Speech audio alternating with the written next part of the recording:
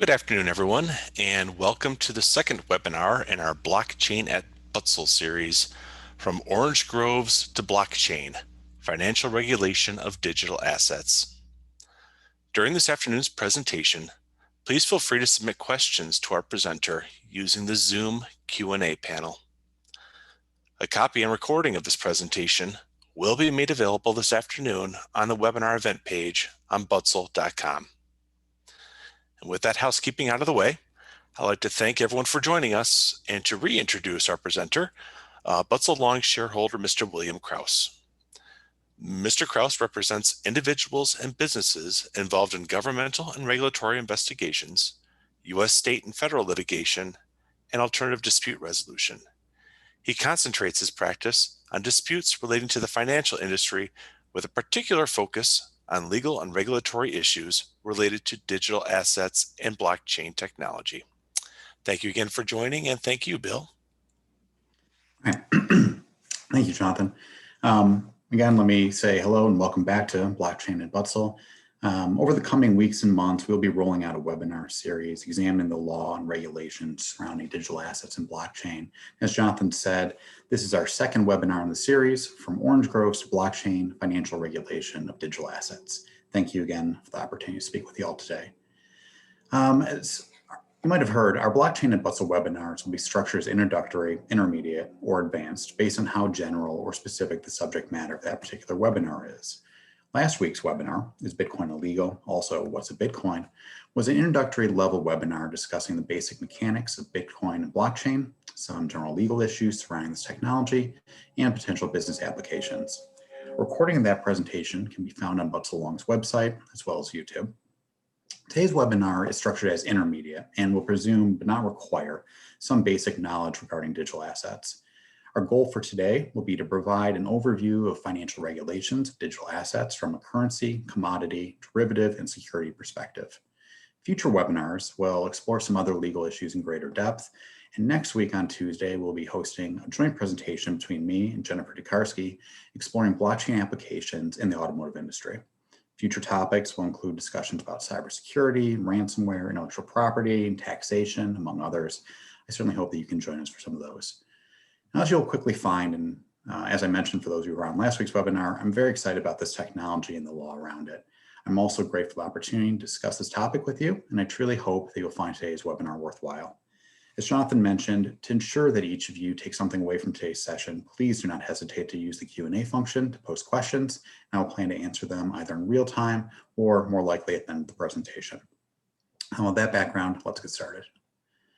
Can we do the first slide, please? All right, so let's start with a quick refresher on Bitcoin. For those of you who attended last week's webinar, some of this might look familiar, but I promise I'll be brief before explaining how it connects to financial regulation. So real quickly, in late 2008, an anonymous individual, or perhaps several individuals, under the pseudonym Satoshi Nakamoto released a 9-page white paper entitled Bitcoin, a peer-to-peer electronic cash system. The paper proposed an electronic payment system that would eliminate the need for a central authority while using technology to ensure that payments would be secure and verifiable. What does that mean? Well, the system allowed for the first time ever value to be quickly transferred around the world between parties who need not know or trust each other without a governing third party like a bank or a government organization. Now, this really was an incredible innovation for several reasons, and I'll highlight a few of those. First, again, Bitcoin does not have a central authority or server. It is not controlled by any government. That would be an example of a centralized currency. Indeed, this technology allows anyone with a computer to participate in the validation of these transactions. Transactions are mathematically verified, and it allows folks to send funds to one another without knowing or trusting each other. The system polices bad conduct by design and allows transactions to happen almost instantaneously to entities anywhere in the world.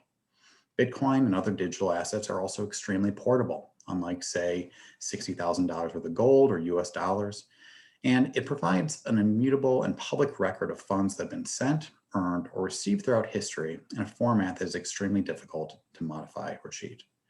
Get the next slide, please. So now let's take a step back and think about the implications of what I just said and these characteristics of Bitcoin. So I mentioned Bitcoin is decentralized. Well, let's think about what that really means. In the traditional financial system, there are always what I would call gatekeepers. For example, a government that determines the amount of currency in circulation, or a financial institution that reviews and improves transactions. In its most basic construction, specifically trading Bitcoin directly between users, there is no human intervention or gatekeeper in Bitcoin deciding whether a transaction should or should not be permitted. Rather, it just comes down to the operation of programming and pure math. Needless to say, this is unlike a lot of assets. Sure, cash can be physically transmitted or physically transacted and is fungible. But people aren't generally walking around with suitcases full of cash to go buy a car or make a major purchase. Rather, we rely on the financial system to move large amounts of value. Those transactions are likewise subject to a slew of regulations and oversight designed to promote any number of goals that we generally would support, like the prevention of money laundering or the prevention of the funding of terrorism. Now, to that end, think about the SWIFT system, illustrated in part by the diagram you see on the bottom of your screen. So not everyone recognizes this, but if you would like to send money internationally, it is almost certainly going to go through a third-party system like SWIFT. That stands for the Society for Worldwide Interbank Financial Telecommunications. And not surprisingly, they generally just go by SWIFT. SWIFT is really the dominant system for sending transactions and can really be thought of as a network of member financial institutions that agree to a common set of procedures and oversight for transmitting funds. Now, I'm going to give you an example of a SWIFT transaction to highlight the difference between traditional finance and digital assets. So let's take a random example here. I want to send 50 US dollars from Chase Bank over on Packard in Ann Arbor to my friend's account with Barclays in London. Let's say that Chase and Barclays don't have a direct commercial relationship with each other. So here's generally how this will go, simplified for purposes of this example. Chase will first debit my account by $50. Chase will then credit an account it holds with a correspondent bank, say Wells Fargo. Correspondent bank is sort of a catch-all term for these intermediary banks, which really are pretty small in number, but serve as gatekeepers to allow for these international transactions. Wells Fargo might then transact with an additional correspondent bank, this would now be bank number 3, who will credit the balance less fees to an account it has with Barclays. Barclays will then debit $45 from the account it has with Wells Fargo. Finally, Barclays will credit $45 to my friend's account. That's the original $50 minus $5 in fees that were charged along the way, who can then go to the bank, withdraw the funds, and have it in his hand.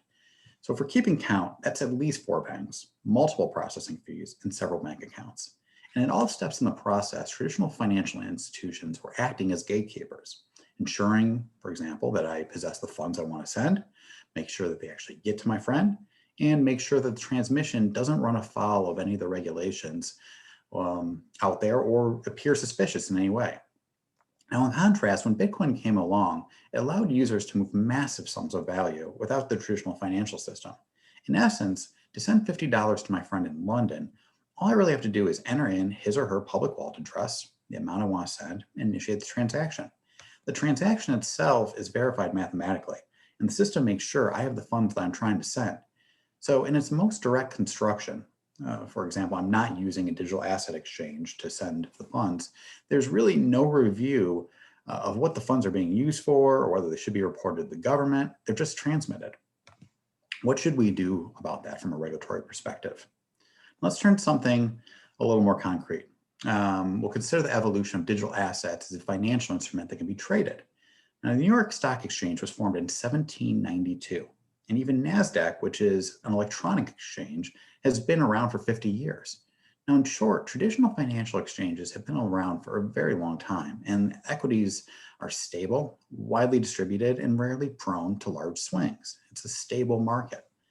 Now, in contrast, digital asset exchanges are a relatively new phenomenon, with the first exchanges really coming online in the last 10 years or so, and only really growing in prominence in about the last 5 years or so. Now, these exchanges saw extreme volatility, in large part because there was a huge amount of assets allocated to a small number of participants. We can call these whale traders. And in a thinly traded market, these large traders could and often did move the market through their trading activity. Now, up until the last few years, the governments of the world really didn't have great technical know-how or interest in policing this extremely niche corner of the market. However, now that we see large companies, widespread retail investment, etc., there is a huge amount and growing amount of interest in policing the market for the purposes of investor protection. Well, let's ask some questions. How do these protections get put in place? Who should be responsible for enforcing them? To that end, how do we even begin to hold bad actors accountable when they may be located on the other side of the world or be acting anonymously? More generally, what kind of scrutiny do we believe should be applied to the specific digital assets that are introduced to the market? For example, with regard to traditional securities like a share of stock in a publicly traded company, we have far reaching regulations and requirements in the United States aimed at, again, among other things, ensuring that investors have appropriate information regarding the underlying investment. Should the same protections exist with digital assets? Again, who gets to say?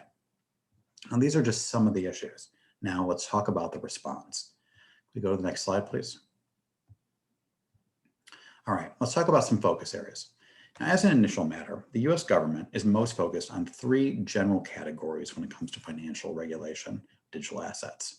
First, money service businesses or money services businesses, MSBs. Now, money service business can generally be thought of as any business or individual that is involved in the transmission or exchange of money. Now, according to FinCEN, that would include persons or entities providing types of services like currency dealing, currency exchange, a check casher, issuing or redeeming travelers' checks, money orders, or just being what is called a money transmitter, which is just any entity engaged in the business of accepting and transmitting currency or funds. Now, examples of MSBs would include something like a Western Union or a PayPal, basically any entity that is moving money as a service. Now, in the digital asset world, some potential MSBs might be things like digital asset exchanges, as well as certain issuers, exchangers, and brokers of digital assets. Let's look at the second focus area, VASPs, virtual asset service providers. This is a broader category, but generally the regulatory concerns with VASPs are around entities providing some of these following services: exchanging between virtual assets and fiat currencies, or exchanging between one or more different forms of digital assets, providing transfers of digital assets, or providing services or administration of digital assets. Also, entities facilitating the offer and sale of digital assets might be qualified or categorized as a VASP. And I guess there's a third category, which I'm just going to call, general bad actors or other bad actors. These would be entities manipulating the market through trading activity, entities involved in unregistered security offerings, or entities using digital assets in furtherance of criminal activity.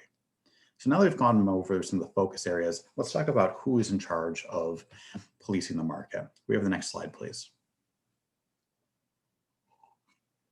Okay, so in no particular order, we have a slew of acronyms here. We have OFAC, FinCEN, OCC, SEC, and CFTC, which I'll go over, along with a bonus discussion of state regulatory bodies. I'm going to save the IRS for a taxation webinar.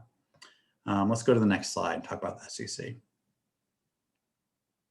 All right, so the mission of the SEC is to protect investors, to maintain fair, orderly, and efficient markets, and to facilitate capital formation. Now, here's the first primary question about the SEC. Are digital assets securities such that they fall under the jurisdiction of the Securities and Exchange Commission? Well, that depends. Now, for all of you who are wondering how I was actually going to tie blockchain to orange groves, this is it. So notwithstanding the cutting edge technology at issue, the SEC has traditionally looked to a 1946 Supreme Court ruling in SEC versus W.J. Howey to determine whether a digital asset should be considered an investment contract under securities law as opposed to another instrument like a commodity. Now, here's some background. W.J. Howey owned orange groves in Florida. One day, Howey decided he was going to sell contracts and some of his groves to tourists. He had a resort, and Howey would basically offer them kind of like a timeshare, right?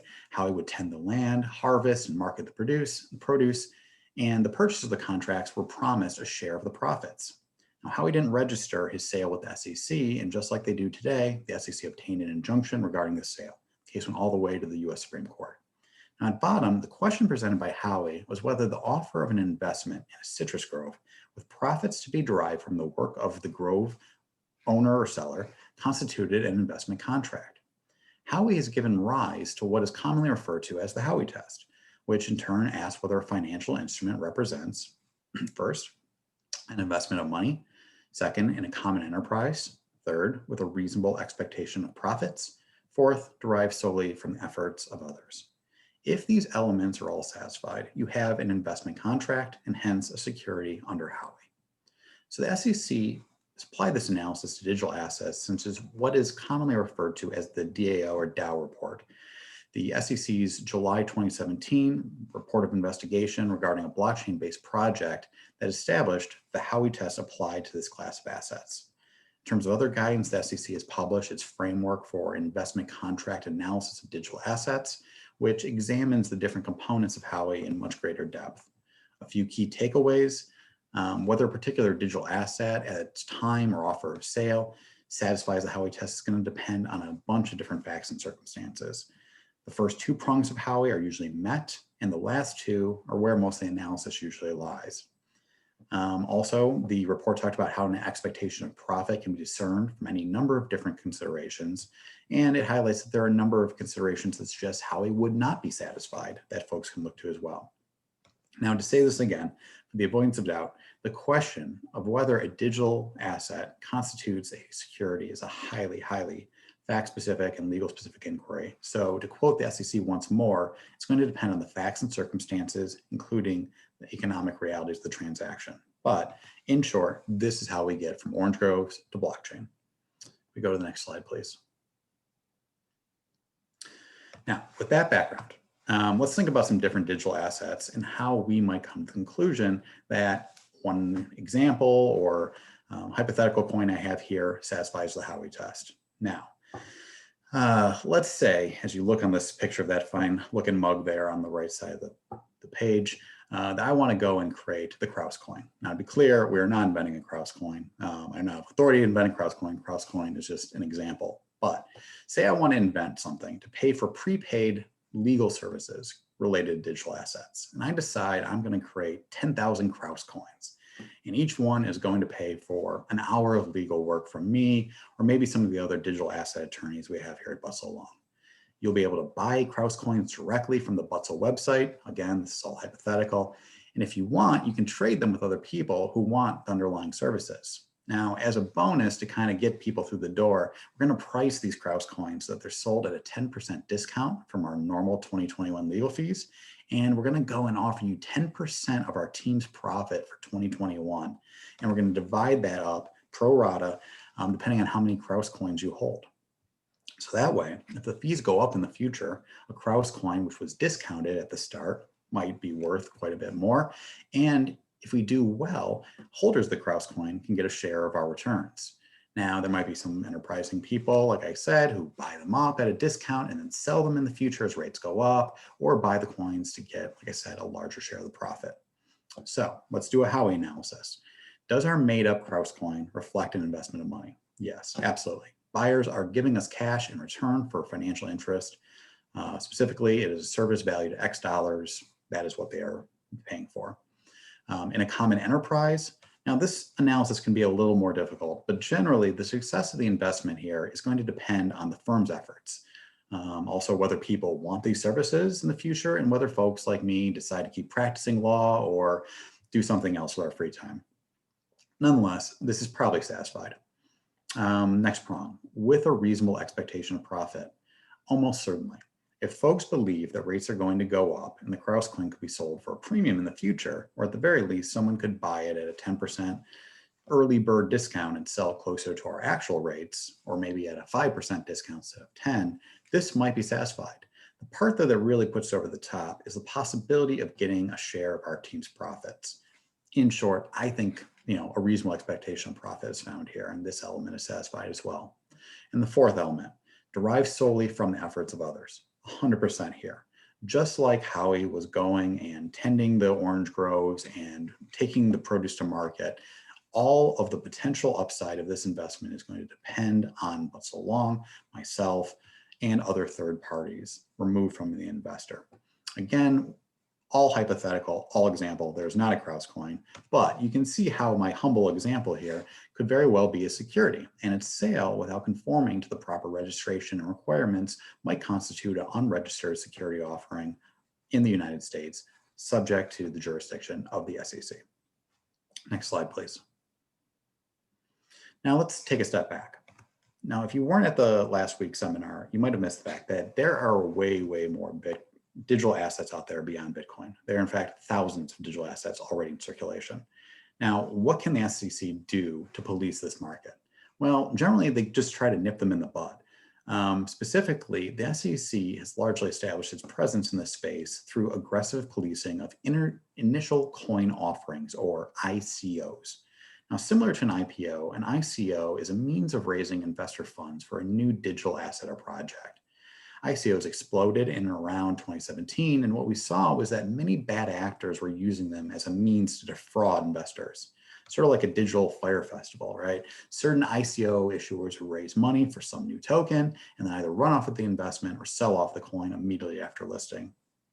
Needless to say, a lot of investors were harmed as a result, and the SEC took aggressive action to enjoin ICOs, which fell under their jurisdiction. In fact, near the peak of ICO issuance, the SEC went so far as to create a fake website marketing Howie coins, a reference, of course, back to Howie's Orange Groves, and I put a snapshot of that below. Folks who tried to sign up would, I believe, be transferred directly to the SEC's website. And if you want, you can Google Howie coins, hopefully not during this presentation, but later. And I think the website might still be active. I couldn't get it to load the other day. As a result of the SEC's actions in this space, the numbers of new ICOs in the United States has really plummeted. And you'll see that some new digital assets will try to actually avoid attracting the attention of the SEC by doing things like barring US investors, avoiding any sort of business connection or physical presence in the United States, and or employing what is referred to as an IDO or an offering on a decentralized exchange. Now, to be clear, I'm not saying that any of these things necessarily solve the problems posed by an ICO or remove them from the SEC's jurisdiction, but it's clear at the very least that the market has taken notice of the US involvement in this space and is treading carefully. Now, in addition to trying to head off problematic tokens at the ICO stage, we also see that the SEC is engaged in a handful of more resource-intensive investigations and enforcement actions where there are alleged to be more traditional security law violations relating to a digital asset. For example, late last year, the SEC brought suit against Ripple, then the fourth largest digital asset in the world by market cap. And that action essentially claims that Ripple was conducting a years-long unregistered security offering and alleges that Ripple's officers personally profited from the sale of Ripple to the tune of hundreds of millions of dollars. The SEC has long targeted individual promoters who personally profit from ICOs, and the alleged sales of Ripple personally owned by Ripple's officers was no doubt a relevant consideration. That said, this case is really interesting because Ripple was actually deemed to be a convertible virtual currency, which we'll discuss in a little bit, by the DOJ and FinCEN back in 2015. And in 2020, the SEC then pivoted to the position that Ripple was actually a security. So I actually wrote a client alert about this case that you can find on Butzel's website. It discusses it in a bit more detail, but suffice to say, the market is watching this one closely as a signal as to how the SEC views digital assets and how a digital asset might, in fact, transform in its character over time and according to its use. So where is this all heading with the SEC? It's tough to say. But having demonstrated its resolve as the ICOs, it's possible the SEC is now turning to major assets already being bought, sold, and held by US investors. Ripple is one you would, of course, look to here. I think the SEC has sent a message to that action that very prominent digital assets may still be targeted for violation of the securities laws or alleged violation, and that surviving the ICO stage really is no guarantee of safe harbor for non-compliant assets. That said, I think the SEC is generally leaning towards a more nuanced view regarding digital assets that is really aimed at increasing investor protection, but mindful of not really curbing growth of the industry if it can help it. Now, among other things that I think are pro or positive signs from the SEC, Commissioner Hester Peirce has been given the honorary title of Crypto Mom because she's come out with a number of pro-digital asset statements and opinions in her role at the SEC. Likewise, the nominee for the chair of the US SEC is a man named Gary Gensler. He teaches courses on digital assets, blockchain, and policy at MIT.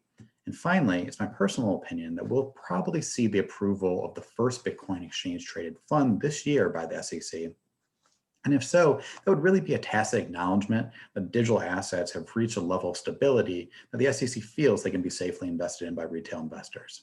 Let's turn now to the next slide and talk about the CFTC.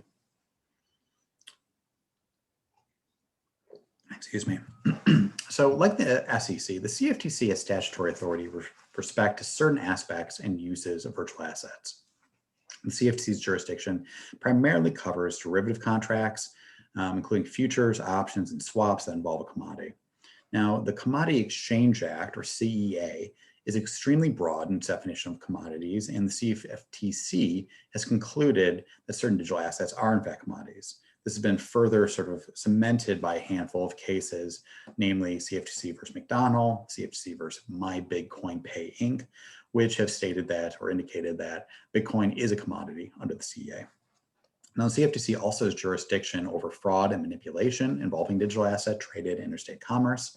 And you'll see that the recent actions the CFTC has sort of pursued have really spoken to those missions.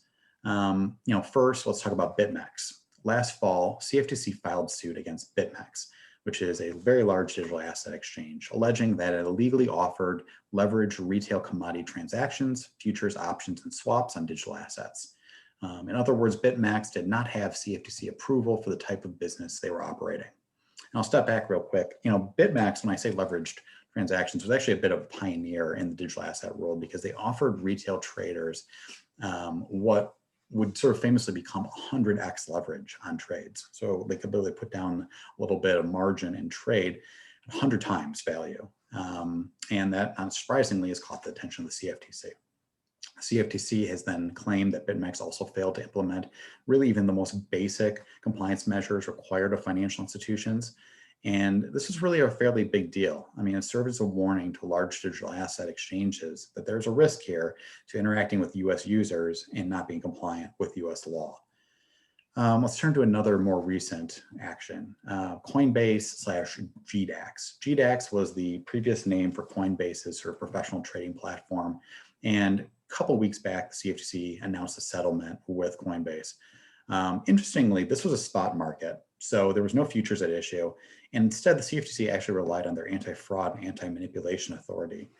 The settlement findings, which I want to be clear, Coinbase neither admitted nor denied, was that Coinbase delivered false, misleading, and inaccurate reports concerning transactions in digital assets, including Bitcoin, on GDAX. And the settlement order also found that Coinbase operated two automated trading programs, Hedger and Replicator, which generate orders that had times matched with each other. And lastly, the order found that there's like a 6-week period in which a former Coinbase employee, they say, manipulated the market by intentionally placing buy and sell orders in the Litecoin/Bitcoin trading pair on GDAX that match each other as wash trades. Generally speaking, this is a rather small settlement, but it really shows that even appropriately licensed US exchanges, of which Coinbase is one, are also subject to the CFTC's scrutiny. I'm going to talk about yet another action here, Binance. And I've got a question mark around Binance in my mind because this hasn't actually been officially confirmed, but there have been reports that the CFTC is investigating Binance, a very, very, very large digital asset exchange. And this one's really interesting.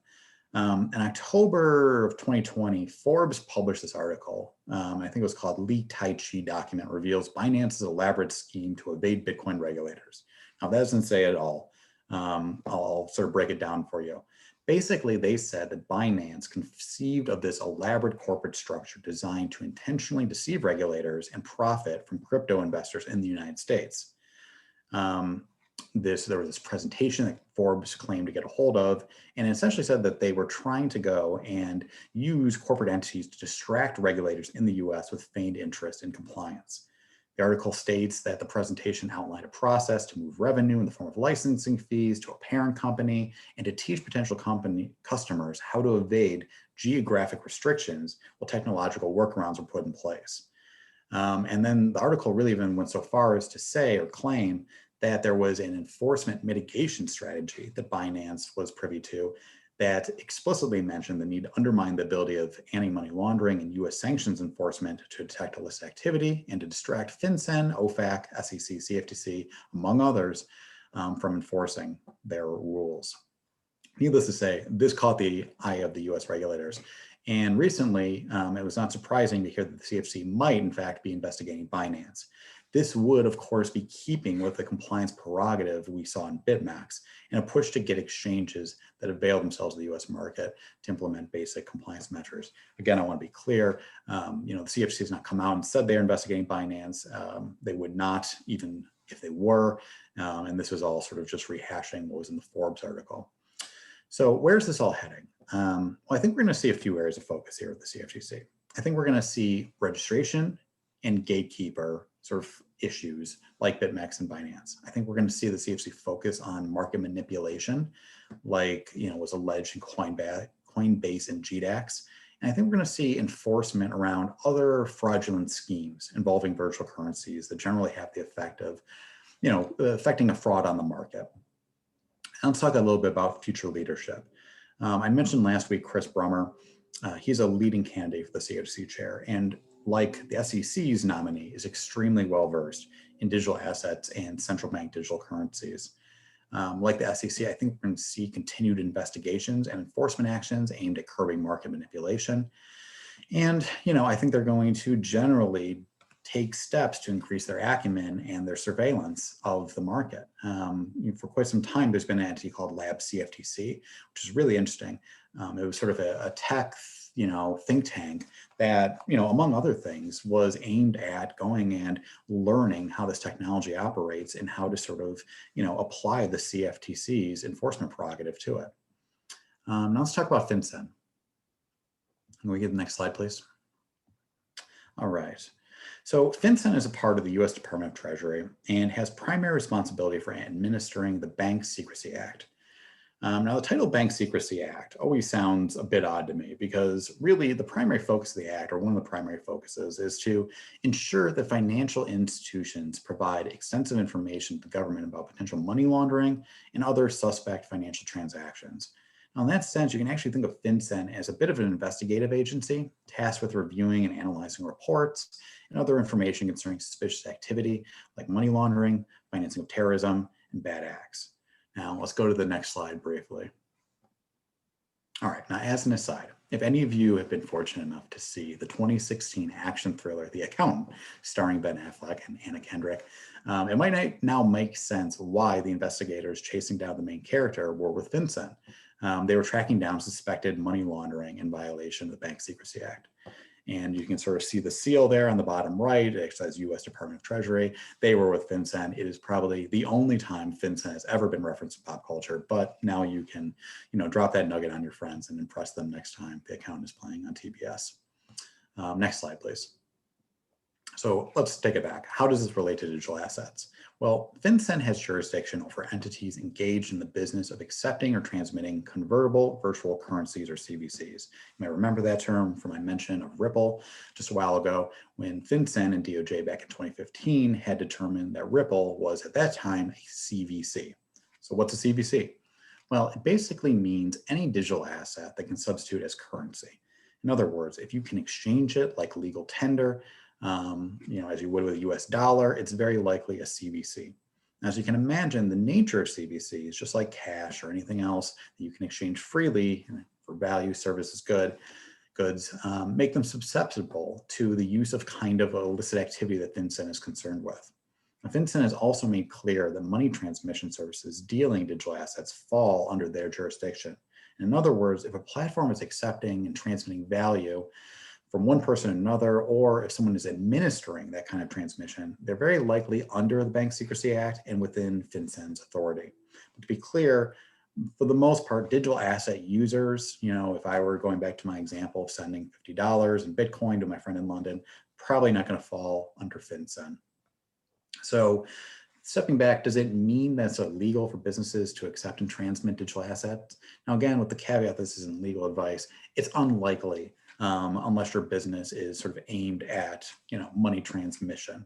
Rather, the key thing to remember is that if you fall under the jurisdiction of the BSA, you will likely be required to have a robust anti-money laundering program, to file suspicious activity reports, SARs, and to follow other requirements intended to prevent some of the bad things that we talked about, like financing of terrorism. And notably, these requirements are actually going to apply as well, even when an entity is foreign located, if they do substantial business in the US. That's just something important to know. And for what it's worth, FinCEN has actually done a pretty good job of providing some guidance on how their regulations apply to various digital asset businesses. For example, peer-to-peer exchanges, just set ATMs, payment processors, ICOs, anything from internet casinos to miners, software developers, etc. FinCEN has provided some guidance on what those folks should do to stay within the lines of the BSA. Now, a key takeaway from all this, FinCEN is very concerned, and understandably so given their mission, with anything that anonymizes financial transactions. To that end, last October, FinCEN actually assessed its first penalty ever against what's called a digital asset mixer. So what's a mixer? Well, one way to think about a mixer is to imagine you have a dryer for your clothes in your house. Now say that you and I are standing there and we both have a stack of $1 bills. We toss all of our dollar bills inside the dryer, we start the machine. We open the door. The bills are all going to be mixed up. It'll be very, very difficult or impossible to determine what specific bills we all put in. This is a very, very simplified explanation of what a mixer does, but in essence, they take digital assets from a variety of entities, pull them together, and then send them back out in a manner that makes it very difficult or impossible to track who the actual owner of the funds is. Needless to say, this is an anti-money laundering nightmare. And in October, FinCEN assessed a $16 million penalty against a US-based individual who provided these kinds of services for fees. What was the legal hook there? Willful violation of the BSA, specifically its registration, program, and reporting requirements through a failure to register as a money services business. That's the MSB term I told you the governments were focusing on. And failure to implement and maintain an effective AML program, anti-money laundering, and failure to report suspicious activities, SARs, or suspicious activity reports. What can we expect in the future? Well, for FinCEN, as more adoption, as more digital assets sort of continue to come into the marketplace and adoption increases, I think there's going to be a huge increase in entities that are transmitting CBCs. And I think that's going to cause two issues. First, there's going to be an uptick in the reports that FinCEN is going to have to receive and review. And I think it's also going to increase the number of investigations and prosecutions related to the failure to follow the BSA's requirements. Now, the fact of the matter is that the issues FinCEN is responsible for policing touch on a number of critical priorities for the federal government and law enforcement in particular. And I think they're going to take on an increasingly important role in this space. Another thing from the news that made some waves recently was a proposed rule under the last administration, kind of a midnight rule, if you want to call it that, that would have required crypto exchanges to file currency transaction reports, or CTRs, for aggregate transactions worth more than $10,000 per day. And this is sort of the more interesting part, to collect counterparty data for unhosted or private wallets. Now, the first part would really kind of just bring crypto reporting rules in line with regulation that banks already have for fiat. But the second was far more controversial. And to give you an example of what I mean, the comment period for FinCEN's proposal, and that's really sort of an open period that anybody can come along and offer a comment to some proposed rulemaking. You see this under the CEA, various statutes. They saw 7,500 public comments over the holidays, over something like 12 business days or so. By comparison, there was less than 4,000 comments ever submitted in the preceding 12 years. So needless to say, folks are very, very interested in FinCEN's regulations, how they're interpreting it, and what that means for digital asset businesses. Now, at the same time, I think it's really telling that last Friday, it was announced that a man named Michael Mosier took the reins as the director of FinCEN. Now, Mosier was the former CTO at a company called Chain Analysis, which, if you haven't heard of it, it's really one of the top firms in the world for blockchain analytics. And really kind of simplify it, the agency, FinCEN, is now really going to be headed by someone with a significant background in tracking and investigative work around digital assets. So let's take a step back. You have Mosier at FinCEN. You have Gensler, potentially at SEC. And you have Brummer, potentially at CFTC. You have three of the most important agencies in the United States are either currently headed or might be headed in the future by folks who are essentially experts in digital assets. Now, if that doesn't say something about where the US government is looking for the future of digital assets and concerns, I think you're not paying attention. So let's turn next to OFAC. Next slide, please. So OFAC is the Office of Foreign Asset Control, or Foreign Assets Control. OFAC is another entity associated with the Department of the Treasury. As the name suggests, they focus on foreign assets. And generally speaking, OFAC is responsible for the administration and enforcement of economic and trade sanctions against targeted foreign countries and regimes. So they police, asset movement with things like terrorist groups, international narcotics, trafficking, cybercrime, and other bad acts. But that said, I mean, it's not just purely a foreign entity. The US entities, businesses, and individuals really also need to be mindful of OFAC for any number of reasons. One example is firms that facilitate or engage in online commerce or process transactions using digital assets must, like they would with anything else, ensure that they do not engage in transactions prohibited by OFAC sanctions, such as dealings with blocked persons or property, or otherwise prohibited trade or investment related transactions. Likewise, you might be surprised to learn that OFAC can become involved in situations like ransomware.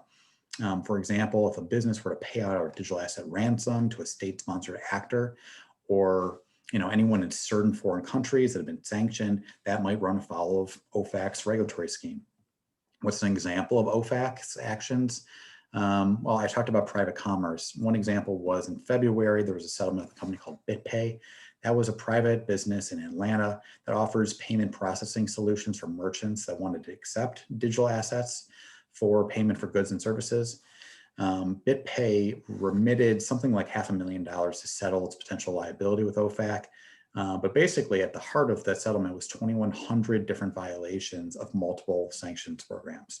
For example, BitPay had allowed persons, so alleged, who appear to have been located in Crimea, region of the Ukraine, Cuba, North Korea, Iran, Sudan, Syria, to transact with merchants in the United States and elsewhere using digital currency.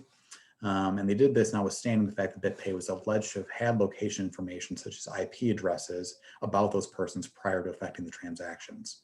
So in short, OFAC really drives home that there are traps for the unwary when dealing with digital assets in light of their use as a truly global asset class. That said, these hurdles aren't insurmountable. It's just something that, again, with any sort of, transactions now in our sort of modern financial system, you really need to be aware of sort of, the regulatory scheme and enforcement scheme that surround it. Let's turn now to the OCC. So the OCC, that stands for the Office of the Comptroller of the Currency. OCC is an independent branch of the US Department of Treasury. In short, OCC is responsible for regulating and supervising national banks and federal savings associations. OCC has the ability to impose corrective measures when necessary on OCC governed banks that are not complying with laws or regulations or otherwise engaging in unsafe or unsound practices. And for the digital asset world, OCC has actually provided quite a bit of guidance as to how banks can transact in digital assets. Now, I'm not sure if you knew this, but the former head of the OCC was a man named Brian Brooks, who was previously the chief legal officer at Coinbase, which is, as I mentioned, a major US digital asset exchange. Under Mr. Brooks' leadership, the OCC provided much needed clarity for US banks looking to transact in digital assets. Going with top memory, interpretive letter 1170 was in July of last year. That allowed national banks to custody crypto assets. Then you had interpretive letter 1172, which regarding stablecoin reserves. That allowed national banks to hold stablecoin reserves for customers. And then just this year in January, OCC published a sort of view on the use of independent node verification networks, which we'll table what that is for a later discussion, and stablecoins for payment activities. But this really made clear that national banks can sort of run nodes or participate in the blockchain and use stablecoins for payments, which is really sort of a sort of seismic shift here. So where is this going with the OCC? It's unclear. Mr. Brooks was under the last administration. We don't know who the successor to Mr. Brooks will be. But OCC has established itself as a real leader in this space, in the sort of realm of asset adoption. So let's go now to the state authorities. We'll quickly talk about some of that. So I told you there'd be a bonus reference to state regulators. State attorney general, securities regulators, departments of financial services are also responsible for protecting the investing public in their states.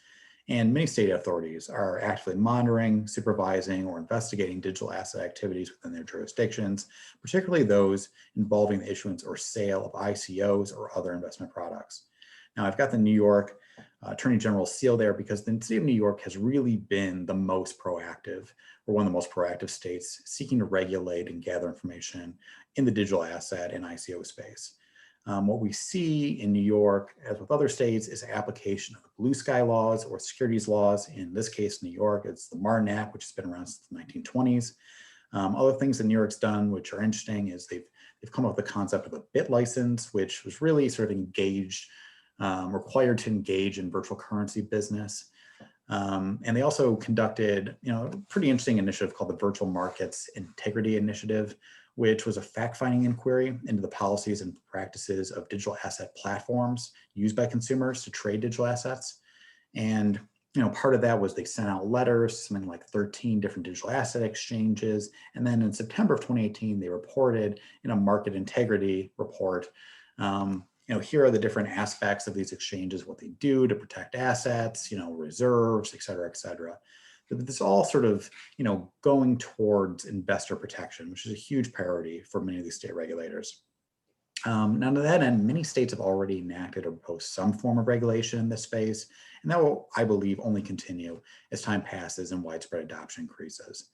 That said, it already was difficult to navigate conflicting state laws, and while some have proposed a uniform approach, it really hasn't been the case thus far.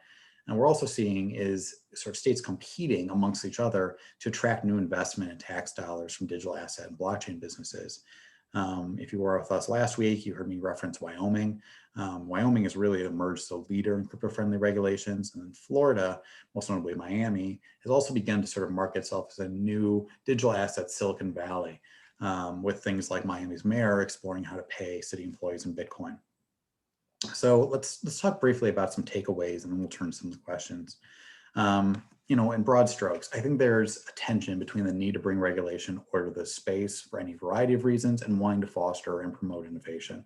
This is a consistent theme that I'll talk about with digital assets. It's not clear it's working that well so far. Like I said, substantial volume of digital asset trading occurs outside the US. Many businesses, like I said, with ICOs, go out of their way to avoid the US market or US jurisdiction, or might bar US customers. And I think the federal government is at least aware of this. And a bit of legislation which was introduced not too long ago was the Cryptocurrency Act of 2020. Really, what that would do is try to categorize digital assets very cleanly and say, well, at the very least, we can tell you, you are a stablecoin, or you are a commodity or a security, and therefore you will be under, this agency's jurisdiction. And those those agencies will in turn be tasked with regulation of those asset classes. Now, that kind of legislation is consistent with what we've seen in the past from the government, a long-term goal of promoting innovation in the space, while at the same time providing market oversight and stability for investors. That said, we've discussed the many ways in which US financial regulators have been learning. Like I said, Lab CFTC is one example in adopting this technology, and they've begun to carve out their own niches. I think we'll continue to see measured regulation from the US with the long-term goal of enabling investment by US investors.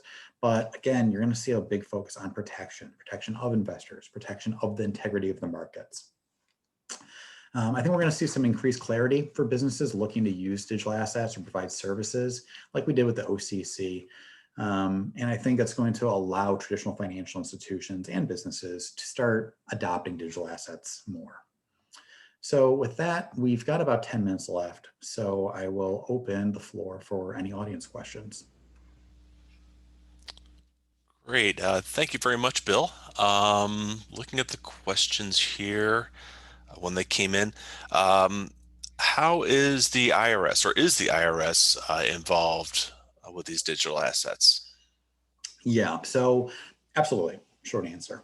That's the most clear answer I think you'll probably ever get from an attorney. So yes. And I'll talk about taxation in a separate webinar because we really could fill quite a bit of time talking about it. But offhand, the IRS is really interested in taxing digital assets. Just this week, news came out that the IRS was trying to subpoena various digital asset exchanges. Kraken was one of them. And what you see there is the IRS is launching subpoenas to US businesses that they believe would show folks who are transacting large amounts of digital assets. The aim, of course, is to identify folks who have been profiting, sort of short-term, long-term capital gains, whatever, and not reporting it on their taxes. You might have noticed that the Form 1040 has been updated, And, I think it's actually a really amazing sign of the adoption of this technology that the 1040 now asks if you've ever, if you had any, what was it? If you acquired an interest in digital assets. Now, we could talk a little bit more about how to interpret that question, but the punchline is the IRS is now asking most US taxpayers to disclose whether or not they're investing in cryptocurrencies and other assets. So I'll stop there, but say there's really no question that the IRS is paying very, very close attention. And as a good lawyer and just as a matter of common sense, I would advise you, if you are dealing in digital assets in the United States, to look very closely at your potential tax liability with the assistance of a duly licensed and qualified professional to determine if you should be reporting to the IRS, because the IRS is definitely looking for folks who have not been. Thank you, Bill. Next question. What do you expect from the new administration with regards to any future regulations of digital assets? Yeah, I mean, it's tough to say without a crystal ball, right? But we saw in the last administration that there was sort of this sort of two-goal approach, right? This dual-pronged approach. One, we want to go and we want to show that the U.S. is open for investment, and we're interested in bringing businesses here and being a leader in this technology and allowing businesses and investors access to it. So they don't want to squash it out. But at the same time, there's a really sort of overarching need to stabilize the markets. I talked about, Bitcoin and these whale traders. And I mean, listen, one of the hallmarks that most people will talk about with digital assets is its volatility. And I mean, like any high reward asset class, right? I mean, there's extremely high risk.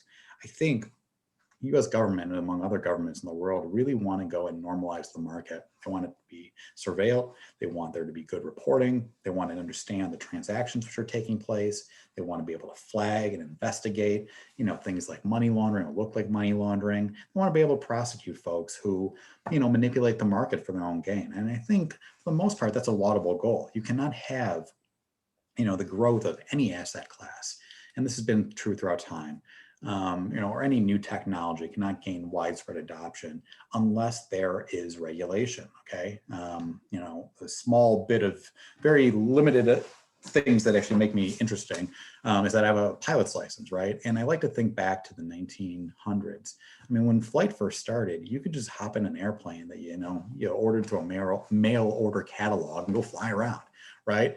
As the technology increased and as the planes got bigger and faster, and the sort of buildings sort of came up and then became the jet age. I mean, we need regulation, right, to make sure that's safe. So I think we are going to continue to see an effort to make the markets stable. Now, I had mentioned, I think it's a really big deal that you've got Gary Gensler, you got Chris Brummer, you got Michael Mosier. I mean, I cannot understate the significance of the SEC, CFTC, and FinCEN in this space, and the fact that those three individuals who might be leading those agencies are all very much experts in digital assets really speaks to what the US government is thinking in terms of where this is going. I mean, they want folks at the helm who understand this stuff. Again, not because I think they're trying to squash it, but because I think they need to understand how to regulate it. And the former SEC head, Jay Clayton, I believe, had actually just also said last week, off the record, in her role as a former head of the SEC, that regulations are coming, which I don't think surprises anybody. Thank you. This next question sounds like you may have just answered this. Will the U.S. ban or limit cryptocurrencies? Right. Yeah. So, I mean, that's a question I'm often asked. Listen, not legal advice. This is just my sort of understanding and my belief. But my personal opinion here is no, absolutely not. I cannot sort of imagine a reason, in light of the adoption, in light of the institutional and retail investment, in light of the promise and sort of the blockchain technology and what that really means, that anyone's going to turn around and try to ban digital assets in the space. What you would see there is jurisdictional arbitrage, if you will. instances in which I think you would see just the same type of financial activity take place in other jurisdictions. And I think the US approach shows that they want to be involved. They want these markets in the US, but there has to be a set of rules. And again, this has always been true, right? I mean, securities, commodities, the US has always sort of tried to be, a leading regulator and sort of, help establish what the rules of the game are. So I imagine this is going to be like any other, financial instrument in its infancy. There's going to be a little bit of a learning curve. We're going to try to apply old statutes to new technology. It's going to be messy. There's going to be informal guidance. There'll be cases. We'll take all this together, but it's quite fascinating. We actually are seeing what I believe to be the financial regulatory system around digital assets coming together in real time. I mean, every couple of weeks, something happens in this space. There's a ruling, an enforcement action, a comment that really sort of molds our understanding of how we're going to go and work with these. And, it's not a lot of areas of the law you can say that. I mean, trust in estates has sort of been, the way it's been for a long time, right? Cryptocurrency law, digital asset law, that's very fluid, and it's a very exciting time to be here. Thank you, Bill. I've got one last question here, but there's still some time. If the attendees have a question, please go ahead and submit it through the question and answer panel. But the last question I have here is advice for a business looking to start dealing in digital assets. Do you have advice for a company that's looking to start taking digital assets as payments? Okay. Well, I mean, I said, a couple questions back that I was going to give you a very clear once in a lifetime answer from an attorney. So this is going to be my very on brand attorney answer. No, I cannot sort of give specific legal advice. Every situation dealing with digital assets is extremely fact dependent. And it's critical to have, counsel or, a professional who can go and sort of guide you, whether it's through tax, accounting, or legal. That said, I really believe there are tremendous opportunities in this space, and major businesses are investing heavily in digital assets and blockchain technology. The cat is, I believe, out of the bag, and we are going to see these things become more and more a part of our lives. I had mentioned, I think very briefly, CDBCs or CBDCs, central bank digital currencies. China, as an example, is just releasing this after a long period of study and exploration. I mean, China is coming out with what is, in essence, a digital form of currency, right? And China has their reasons for liking it and sort of where they're at in terms of rolling it out and adoption. But when you see major governments start to issue digital assets, I think there's got to be a recognition that businesses are going to want to do the same and understand how to handle those things. So unfortunately, I can't give a clear answer. All I can say is to do your own research, work with folks, and there's a growing body of people out there who understand this stuff and who are tracking these developments to make sure that you do this safely and legally and take advantage of these tremendous opportunities. So any other questions? That is all I see.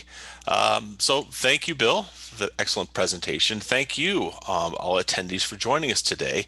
If you have any questions following this presentation, Mr. Krause's contact information is there on your screen. Please feel free to reach out to him. Additionally, a copy of this presentation, along with a recording, will be made available later on today on the event page on Butzel.com. And then as a reminder, the third in our series of the Blockchain at Butzel series is next Tuesday. Registration for that can be done on the Butzel.com website as well. Thank you again, Bill, and thank you everyone for attending. Have a great rest of your day. Thank you, everyone.